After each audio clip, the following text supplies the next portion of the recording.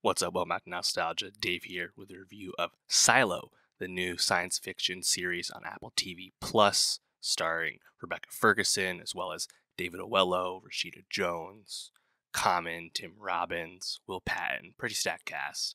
Based off a book series. This is from Graham Yost, notably the creator of Justified. A lot of pedigree. And also, I think, kind of in line with how Apple has been making a lot of series lately. Like, this kind of brand of series, in this case a dystopian science fiction series adapted from a successful novel series, kind of in line with what they've been doing with other stuff, right? Think of Invasion and Foundation, there, and even C, back in the early days of Apple TV Plus. This seems to be a bit of their MO, but Silo, I think, 2 episodes premiered last week. We have the third one out now. It's going to be a 10-episode first season. I thought it was pretty engaging and definitely kind of rose up above a lot of the other sci-fi dystopian stuff we get these days. I was pretty compelled, and I'm pretty interested in. I thought it was a pretty good start. Definitely sucked me in. I think what's great about this series is it has a really awesome logline, really great pitch, right? We have this underground cylindrical silo, this society of 10,000 people all living there. They don't really know what happened in the past with human history, but they've been forced underground due to the toxic environment, so they've been told.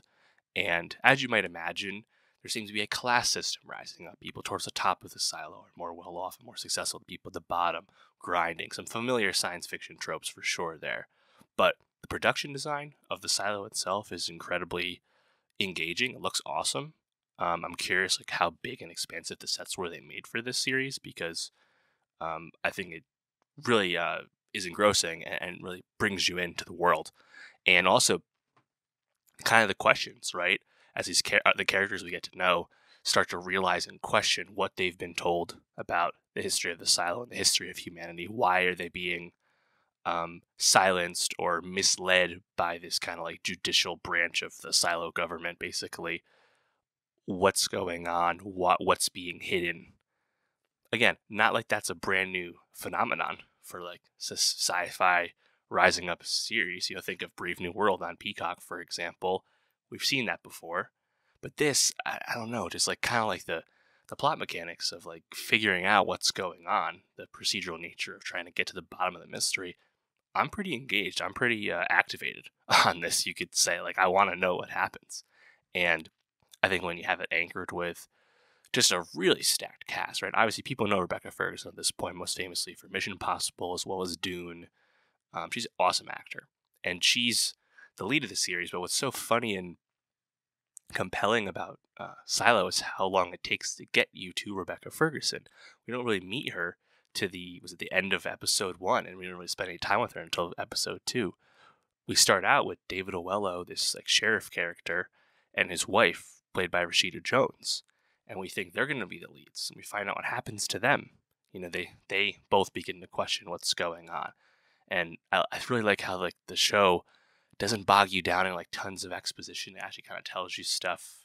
I think a bit more through direct action, learning Rashida Jones' character, learning that her birth control was not actually taken out when they were given permission to have a birth. But before that, right, you learn that this is a society where they control births. This is a society where they give people permission to have kids and increase the population.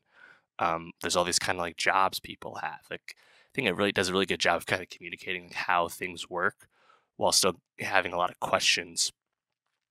And naturally, you're spending time having that skepticism as the characters are getting it. Now, I think the question will be with how successful Silo ends up being through this first season. Maybe there'll be more. There's more books, but it's a 10-episode season.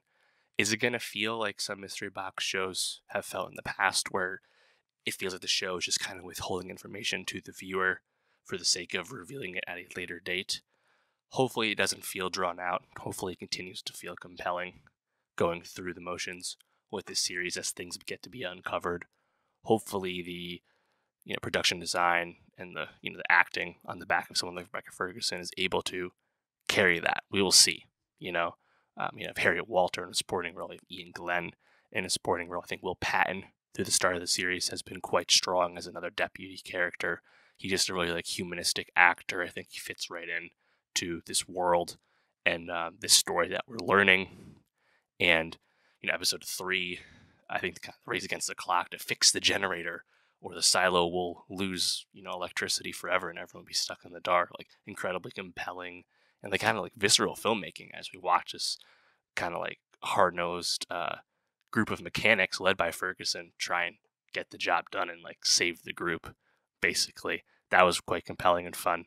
And there's obviously just a lot of unknown with the plot, and hopefully everything else continues to be consistent, because I don't think plot alone can carry a show like this. I think we've seen that recently. There's been a lot of shows of a similar substance, as I've said, but not all of them last because they don't have enough beyond just plot mechanics. Silo seems to have enough story to put along with that plot, and we will see how that lasts. As I said, it's a long season, but I'm certainly compelled thus far, and looking forward to see more of Silo.